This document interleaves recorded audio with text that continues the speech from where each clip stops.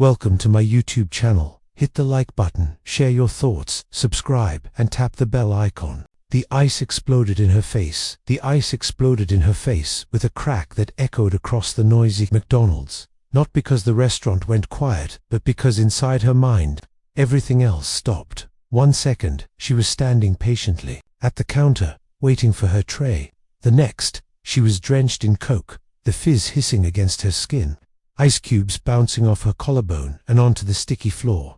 The cold hit first, then the syrup.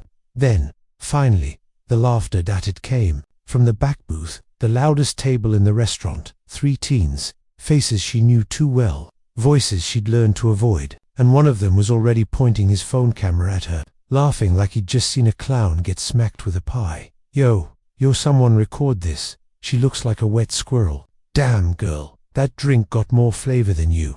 She just standing there. Bro, she just standing there. Everyone looked, but no one intervened. One guy in a stained hoodie snorted into his fries. A pair of middle-aged women shook their heads, but said nothing. The cashier turned back to the register like this was just another lunch hour in downtown Atlanta, and the girl, she didn't flinch, didn't shout, didn't even wipe her face. She stood there, soaked, sticky, humiliated in silence. Her name was Zariah. 16, soft-spoken, skinny, wore her natural hair tied low in a puff, never wore makeup, always brought a paperback book in her purse, even to fast food joints. People at school called her the mute. At work, she was head-down girl. Online, she was invisible, at least. She had been. Now she was going viral. Bent slowly, gathered her soaked paper bag and broken cup off the floor, and walked carefully, 1 step at a time, to the nearest trash bin. No one helped. No one spoke to her, but one man watched. He sat near the corner window, where sunlight flickered across a worn denim jacket and a coffee he hadn't touched in 10 minutes.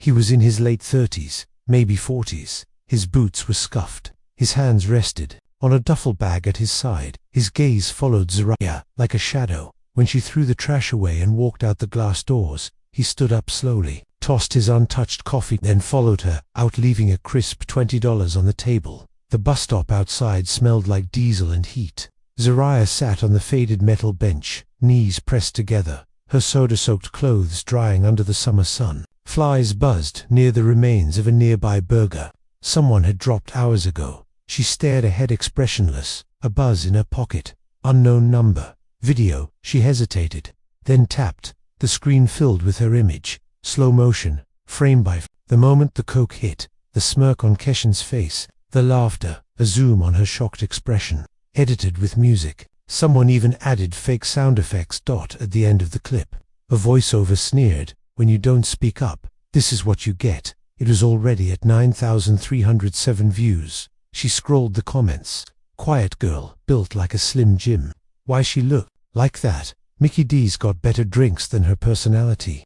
And then the worst one, bet she won't do nothing. Zariah stared at that comment. Her lip twitched, not in sadness, in decision. She hit save, then stood up, turned east, and began walking. 2 days later. Zariah Williams. A voice called across the high school library. Heads turned. Zariah looked up slowly from her desk. It was the assistant principal. Her mouth was a tight line, her eyes nervous. "In my office now." Zariah didn't speak. She packed her bag quietly and followed. In the office sat Keshan, the one who threw the drink. He wasn't laughing now. His mother sat beside him, arms crossed. His eyes looked glassy. On the desk, a black and white printout of a screenshot. Him, vaping in the teacher's lounge. Another image, him, pushing a girl against a locker, clearly without her consent. I don't know how this even got out," he stammered. "This was private school footage." His mother snapped.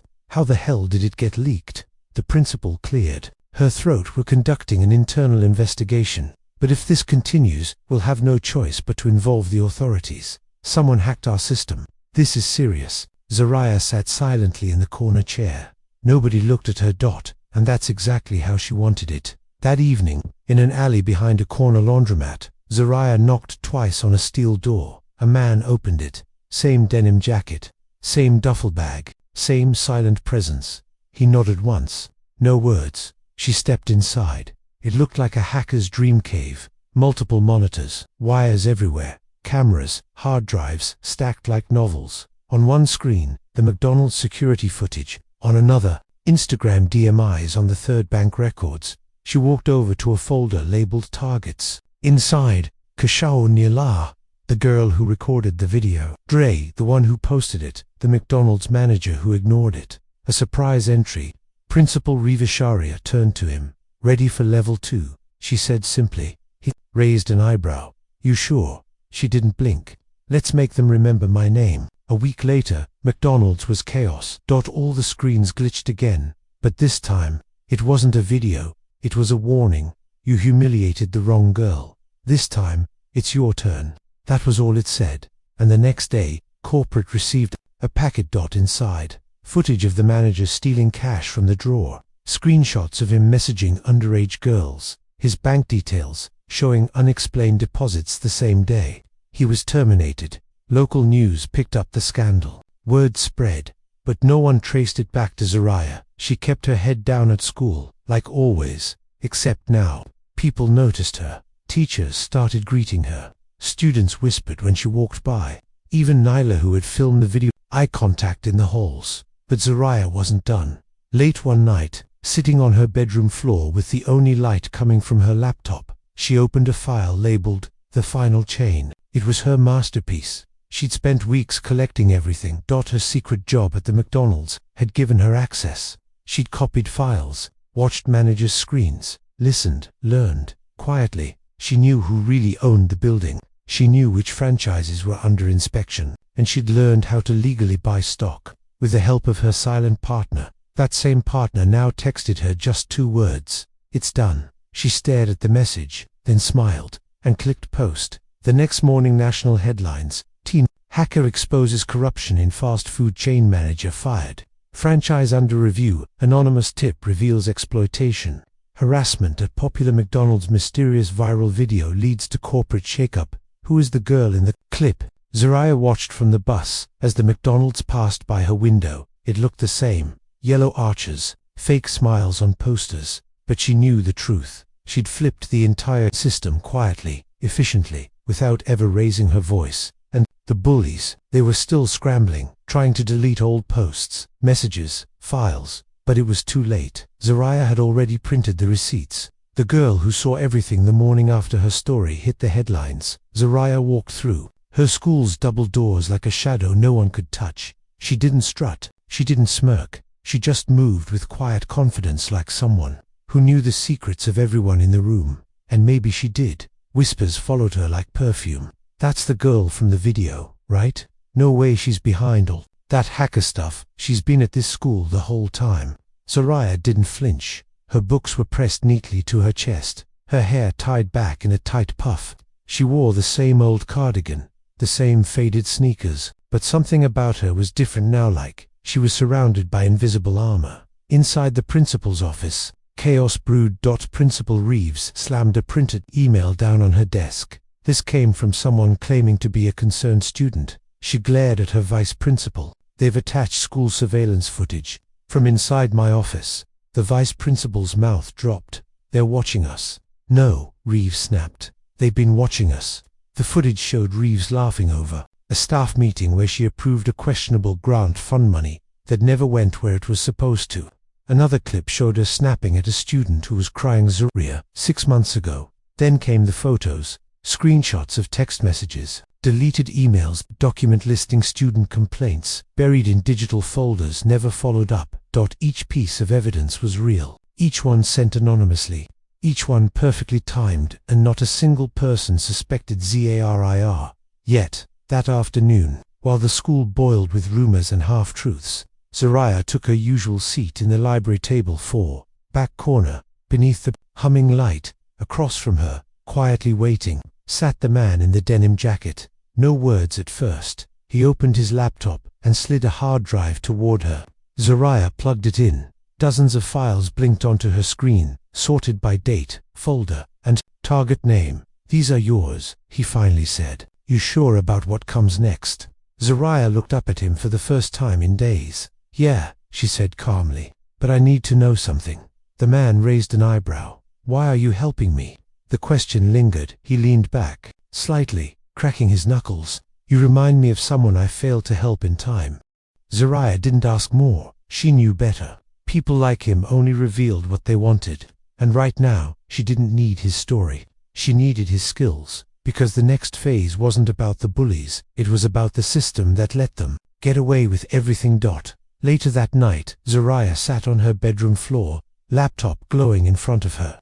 A cup of cold tea sat untouched at her side. Her phone buzzed again, this time from a blocked number. She answered. "Are you the girl from McDonald's?" A female voice asked. Zariah didn't answer. I saw what you did. I wanted to say thank you." The voice continued, trembling. "My name's Anna. I used to work there. They fired me after I filed a complaint against that manager. Said I was unstable. I wasn't. He cornered me. Twice. I never thought anyone would listen." Zariah's lips parted. "But," she said nothing. "I don't know who you are, but I hope they're afraid of you now," Anna whispered. Then hung up. Zariah sat frozen. Not because of fear, but because she realized she wasn't alone. At school the next day, Keshawn wasn't at his locker. Dre and Nyla walked the halls like ghosts, twitchy. Every time someone glanced their way, they flinched. A rumor started that Keshawn had been suspended indefinitely. Something about aggressive behavior. No one confirmed it, but Zariah knew, because she'd seen the file. She was building a chain, each link connected to the next. The bullies, the silence, the authority figures who let it happen, and the secrets they kept hidden like rotting fruit beneath a polished surface, and Principal Reeves. She was next. Inside the man's warehouse. The operation expanded. More screens, more files, even soundproofed walls now. Zariah stood before a giant whiteboard, names written in red, arrows connecting people, timelines, receipts, evidence. "I've found out why she covered for the manager," she said without turning around. The man looked up from his terminal. "She's related to him," Zariah said. "Not directly, but her sister is married to his cousin. That's why she buried every report." He exhaled. "That'll blow everything wide open." Zariah nodded. "We're not just taking down people anymore. We're taking down their networks." He looked at her carefully. "You're not the same girl who walked into that McDonald's 2 weeks ago." Zariah turned to face him. That girl was humiliated. And now, Zariah's voice was cold. Now, she's in charge. By Thursday, the entire school was buzzing. Someone had left flyers on every locker. Simple white paper. "Ask your principal where the grant money went." By noon, 3 parents had called the school board. By evening, a local education reporter tweeted about it. The hashtag "Where is the money" started trending locally. And Reeves, she locked herself in her office. But Zariah wasn't done. She hacked into the school's PTA email list and sent an anonymous report complete with files, timestamps, voice recordings. The final straw. A student's video from last year showing Reeves laughing during a bullying complaint meeting. She'd forgotten the student was recording. She thought she'd deleted it. She hadn't. Zariah had it, and now everyone did. That night, as rain fell in streaks against her bedroom window, Zariah did something she hadn't done in years. She pulled out her old journal. On the first page were these words, written in messy, uneven pen strokes. "People see the silence. They don't see what's growing inside it." She stared at it for a long time, then flipped to a blank page and began writing again. 3 days later, the school board announced Principal Reeves had been placed on administrative leave pending investigation. Her photo was splashed across news blogs. The district was in damage control. And Zariah, she was offered a private conversation with the acting principal. She declined. Instead, she sat in the cafeteria, where everyone could see her, eating her lunch quietly while Nyla passed by in silence, her head down. Zariah didn't even glance at her, because this wasn't about petty revenge anymore. This was about transformation. That evening, she received a text from the man. "You ready to close the chain?" Zariah replied, "Almost one more," because there was one person left on her list, and this one was personal. The face behind the last door. Zariah sat alone on the rooftop of her apartment building. The city hummed. Billow car horns whined through trees, a dog barking somewhere in the distance. But all of it faded behind the sound of one memory playing in her head. A girl screaming, a voice shouting, "Hold her down." Laughter, then silence. She shut her eyes tight. That moment wasn't on any USB drive. It wasn't in a hidden folder. It lived only inside her. Her phone buzzed. One message. "You said there was one more." "Who?" Zariah's fingers trembled on the screen before she replied. Her name is Mrs. Dillard. The response came quickly. The school counselor. Yes, she was supposed to protect me. 2 years earlier, Zariah had sat in a small windowless office. Her hands had trembled in her lap. She was 14, skinny, afraid. She'd begged herself not to cry, but the words tumbled out anyway. They cornered me after school, she whispered. They took my backpack, tore my journal. They said if I told anyone, they'd seat. She couldn't even finish the sentence. But Mrs. Dillard had just smiled politely, folded her hands, and said, high school is hard for everyone.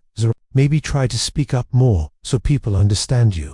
Zariah remembered staring at her. Something broke inside her that day. Not because she was hurt, but because someone who was supposed to care didn't, and that wound had never healed.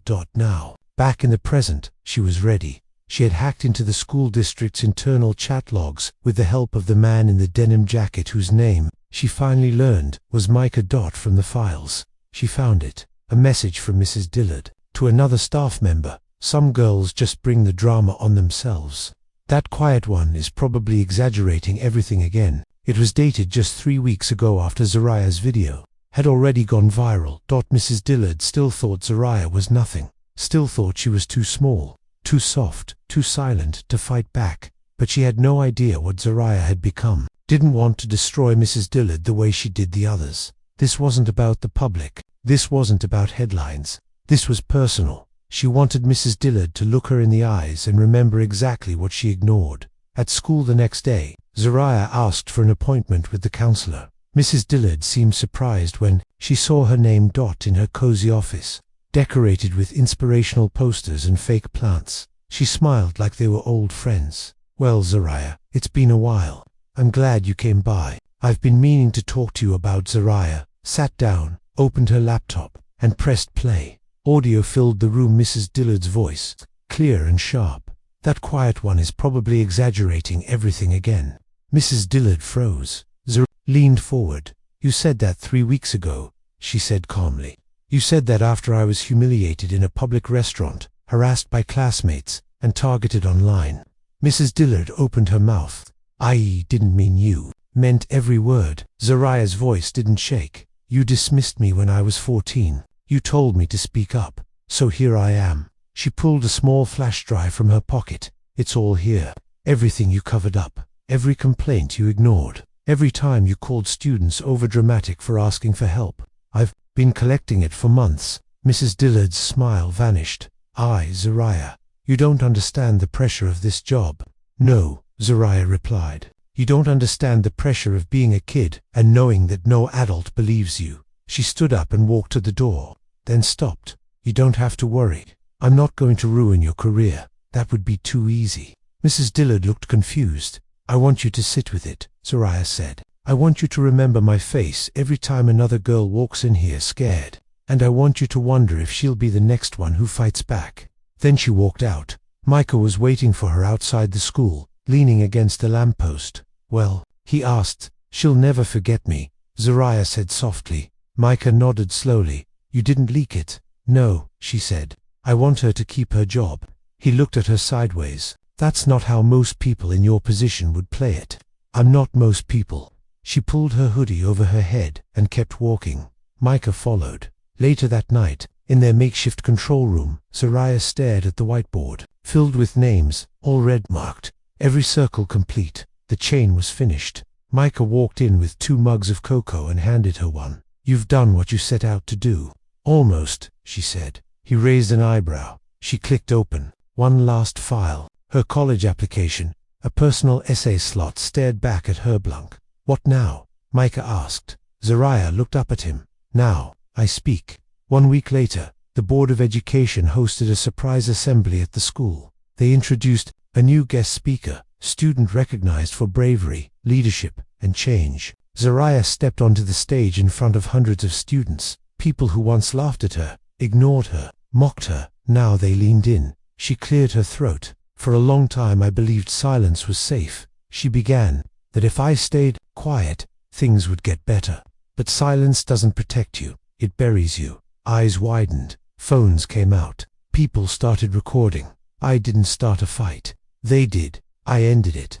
Gasps. But this isn't just about me. There are people in this school, in this city, in this world, who are crushed every day by systems meant to protect them, and no one listens. So I decided to make them listen. She paused, and now, they do. Applause exploded across the gymnasium. Teachers, students, even the new principal stood up. Micah watched from the back, arms crossed, eyes proud. That night, a letter arrived at Zariah's door, from a top university, full scholarship, computer science and social justice dual major. She didn't cry. She just smiled and whispered, "I was never quiet. I was waiting."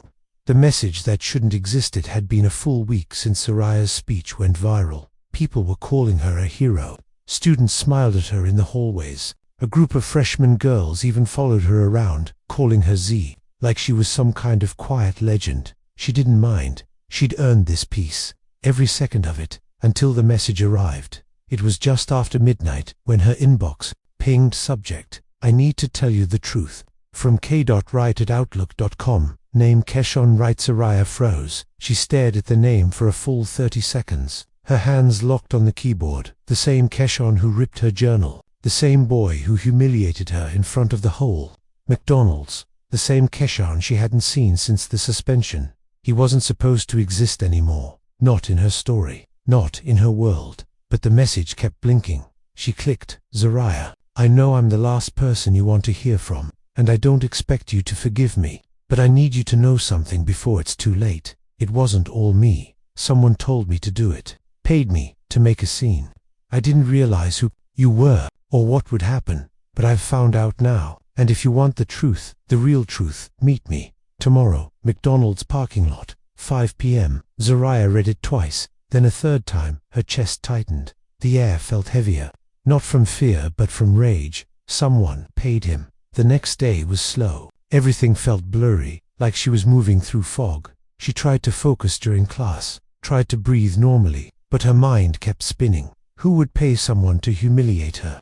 It didn't make sense. Not unless her heart sank, unless it wasn't just about bullying, unless this whole thing had been bigger from the beginning, not personal, planned. Micah met her at the edge of the parking lot, leaning against a lamppost like always. You're really meeting him? He asked. Zariah nodded. I have to. If someone else was behind it, I need to know. Micah hesitated. And if he's lying, then I'll deal with it. She stepped toward the lot. Keshawn looked nothing like he used to. His braids were gone. His clothes hung loose, like he'd lost weight. There were shadows under his eyes that hadn't been there before. He stood with his hands stuffed into his pockets, shoulders hunched. Thanks for coming, he said. Zariah didn't reply. He looked down. I don't expect you to forgive me. I didn't know who your dad was. I didn't even know your full name when it happened. Zariah's eyes narrowed. What does my dad have to do with anything? Keshawn looked up slowly. He used to work with someone, a guy named Louis Sharp. They had a fallout, something big, financial, ugly. Your dad tried to expose some shady stuff about him: contracts, fraud, stolen grant money. Zariah's breath caught. She knew her dad had faced something at work before he got sick, but he never talked about it. Just said, some people fight dirty. Baby, don't become one of them. Keshawn continued. When I started at this school, that same guy Sharp found me through someone in my neighborhood. He said he'd pay me to mess with a girl. Said I'd be helping him settle a score. Zariah stared. You mean to tell me this all started because of my dad's past? I didn't know it was you, Keshawn said quickly. Not until after the video blew up.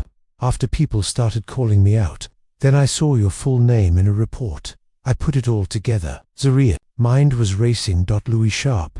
That name, it sounded familiar. She opened her notes app and scrolled through her saved files. There it was, a deleted grant file from the school system, approved by Louis Sharp, Education Development Partner, District Board. Her stomach dropped. Just a shadow from her dad's past. He was in the system, funding it, pulling strings. Why are you telling me this now? She asked, voice hard. Keshawn swallowed. Because I can't sleep. I messed up. But he's still out there, and he's watching you. Back at the warehouse, Micah paced as Zariah laid out everything. She printed the emails, replayed the recording, made a map connecting her dad, Sharp, and the school. It wasn't just a grudge, she said. He wanted to destroy me, to bury what my dad tried to expose. Micah leaned over the table, eyes sharp. You think he's funding the school? Board for control. Yes, Zariah said. And anyone who threatens that he silences. Micah crossed his arms. So, what's your move? Zariah's hands were steady now. I bring him into the light. She started digging. Deep. Old news reports, property records, financial reports from the district office. Each thread revealed another. Sharp wasn't just a donor. He had influence. He sat on private education panels, funded motivational programs that diverted district money into shady tech companies, including one that once tried to buy out her dad's consulting firm. Zariah crafted a full expose. She coded a custom website, simple, clean, anonymous. And when it was ready, she titled it, The Man Behind the Mask, How One Donor Controlled a School District and Tried to Silence a Child. She uploaded everything, then hit publish. Within 12 hours, the story was everywhere. Twitter, Reddit, blog posts, YouTube, explicable videos. A whistleblower came forward, then another, then a former teacher. The district announced an emergency meeting. News vans camped outside the school, but Zariah didn't speak. She didn't tweet. She didn't even blink. She let her truth work silently, just like she had always done that night. As she sat in her room, lit only by the glow of her monitor, her phone buzzed again. Micah, you good? She smiled for the first time all day. I am now. But just as she was about to shut her laptop, another email arrived. No subject, no name, just a short sentence. You've made your move. Now, I'll make mine. LSHER smile faded. Because this wasn't over. Not yet. The files that burned the school were surrounded by cameras. News vans lined the street. Protesters held signs with her name. Teachers wore nervous smiles, unsure which direction to look. Zariah walked past them all, her head high. But inside, her hands were cold. The expose had shaken the city. District officials were under investigation. Sharp's grants were frozen. His face was everywhere on the news, on flyers, on anonymous forums asking how deep does this go. But Zariah knew what was coming. He wouldn't go down quietly. The warning came from Micah just before lunch. Z, you need to come now. You're not going to like this. She left class mid-period at their warehouse hideout. Micah already had the screen pulled up. A new blog post, anonymous, titled, The Truth About Zariah's Father, What He Was Hiding. Her heart dropped. The article was brutal, cold, clinical. It claimed her father had once accepted hush money during a school audit. It accused him of using his daughter's pain as a sympathy weapon. It included old scanned documents, but convincing to the average eye. The final line hit hardest. Zariah Harper isn't a hero. She's a cover story for a corrupt man. Her mouth went dry. No, she whispered.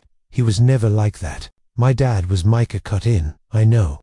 But this is meant to shake you. Zariah stared at the screen, the words blurring. Why now? She asked. Because you hit him hard, Micah said. And when powerful men fall, they throw dirt. That night, Zariah sat on her bedroom floor with her dad's old leather briefcase in her lap. She hadn't opened it since the funeral. It still smelled faintly of paper and cologne. Her fingers trembled as she pulled out folders, notes, a dusty USB drive. She clicked it into her laptop. Inside was spreadsheets, call logs, emails, all from her father's final year on the job. Some matched the fake blog's claims. But then, deeper in, she found more. Sharp was funding internal surveys through ghost companies, money missing from STEM program budgets, district board ignoring whistleblowers, and then, a final file. If anything happens to me, this is the truth. A video. She hit play. Her father sat at a desk, voice firm but tired. To whoever's watching this, if this came to light,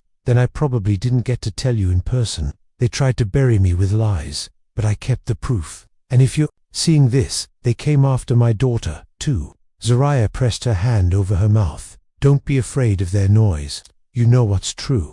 And you've always been stronger than I ever was. Tears rolled down her cheeks. You don't need to fight them the way I did. You'll find your own way. I believe that.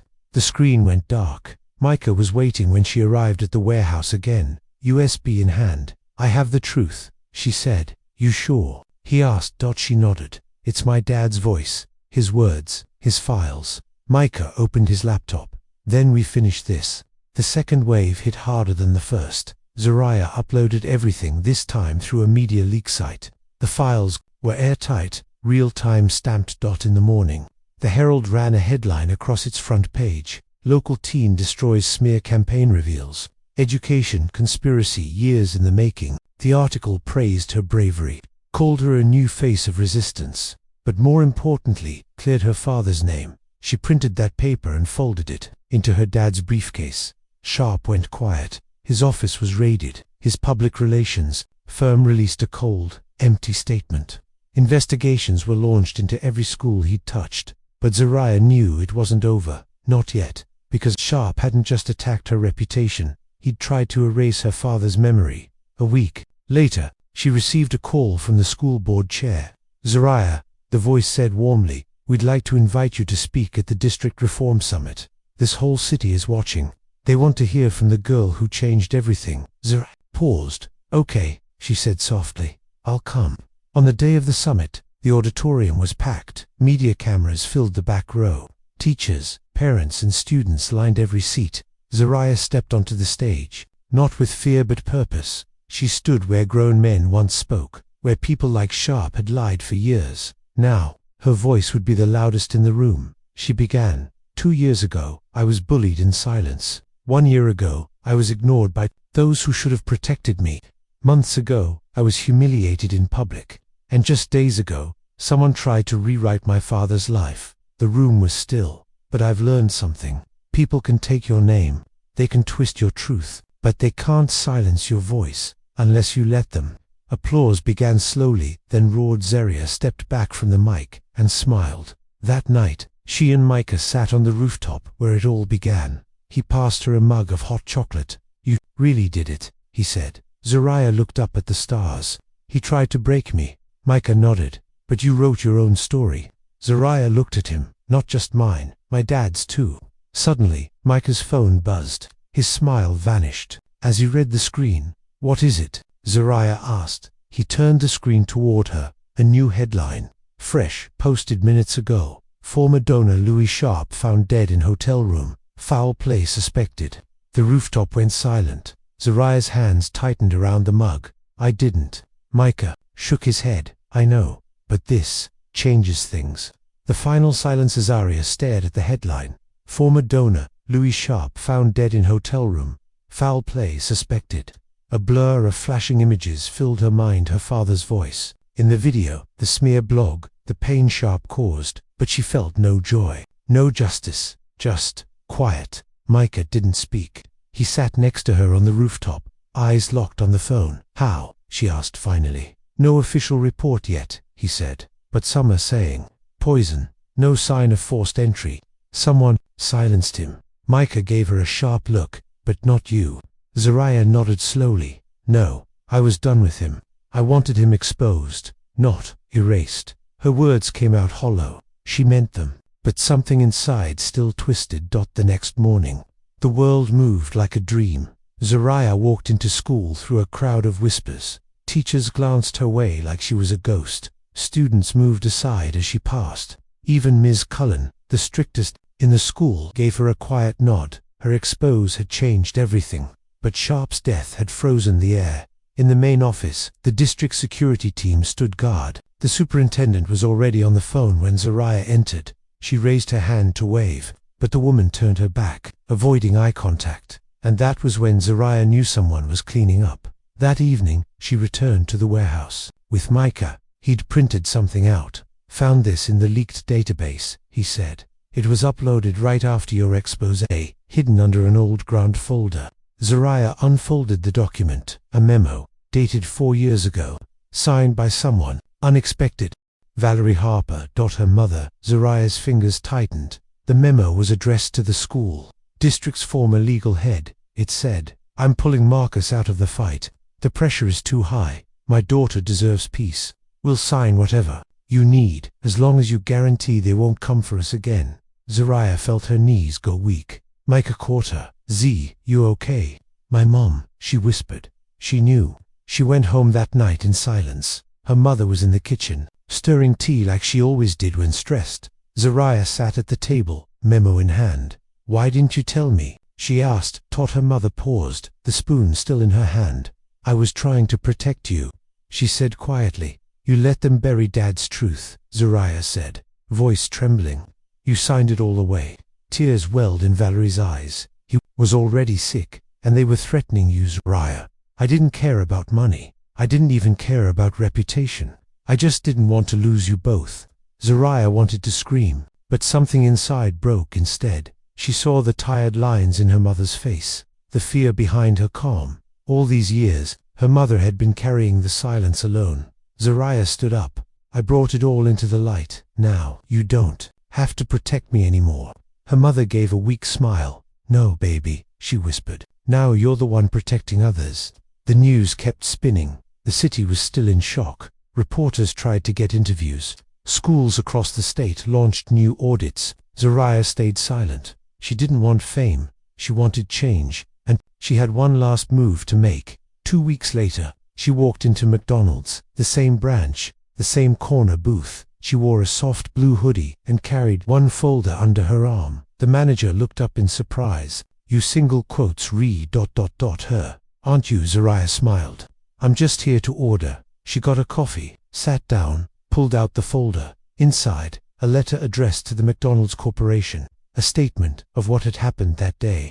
How the branch had failed to step in, how their cameras had recorded it, how they stayed silent until the internet forced their hand. Attached, the media impact numbers, public support, and a quiet little proposal. Invest in anti-bullying awareness. Fund programs in communities like mine. If my story helped you profit, help us protect the next girl before it ever goes viral. A month later, Zariah stood in front of the same McDonald's, but now there was a sign next to the golden arches. Harper Youth Equity Grant launched here. They had listened, they had funded it. The program was real, and it would start with her city. The story didn't end with the bullies. It didn't end with Sharp. It didn't even end with her speech. It ended with change. Real, living, growing change. Zariah still walked the halls with her head high. The bullies gone, suspended, to transferred out. Keshawn quietly working with youth counselors now. He sent her a thank you card. She never replied, but she kept it. Micah, still by her side, still coding, still quiet, but more protective than ever. Her mum, stronger, proud, healing, and her father. Every time she stood in front of a crowd, every time she spoke a truth no one wanted to hear, she felt him, right there. And to the world, the quiet black girl who once sat silently in a corner booth, was now the voice no one could ignore. The end.